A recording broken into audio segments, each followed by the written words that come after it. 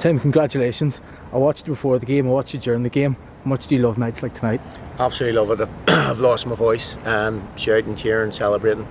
It's one of the best performances I've seen from any team coming to a place of the home of the reigning champions and coming and absolutely putting on a football lesson. I thought the work rate of every single player, subs included, was absolutely phenomenal, and the amount of football that we played. The score was 3-0, but potentially it could have been a lot more, only for blockages, people, Linfield boys throwing their bodies in the line.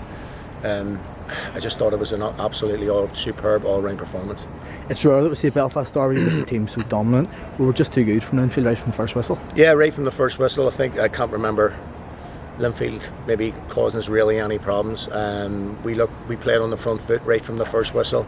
Conor Mack was getting down one side, Rory was getting down the other side, Shea was causing them problems. We controlled the midfield, we were solid at the back. I mean, just an all-round performance. But as you said, you hit the nail on the head. It was a complete dominant performance, and the most pleasing thing as well is we kept a clean sheet and we won. We scored 3 goals. The atmosphere was electric here tonight. Mick said in his BBC interview before the game that it would start with 11 men and we wanted to finish with 11 men. We kept the leading emotions really well. Is it easier to do that when you're the team playing football? It is, yeah. I said to McCann, obviously we had a couple of boys, that were on yellow cards as well, and you're just worried that when you're home and the Linfield crowd shouting that maybe, one of our guys was in for a tackle and maybe doesn't mean it, and then it ends up evening it up and you get a man sent off. But as you say, I think we must have had maybe 70% possession tonight. As I say, some of the football was absolutely out of this world. To come to a place like this to play that kind of football. And it sounded like most of East Belfast were at the game tonight, but anyone that was still at home could probably hear the Glentoran roar. The fans really played their part tonight, didn't they? The fans were absolutely incredible tonight, and that's what you want to hear. They're like a 12th man the whole way through the game. It was fantastic, and that's what you want to see. You get goose pimples sitting on the sideline when the Glentoran, when the team's in full flow, the Glentoran fans are in full voice. It was absolutely superb.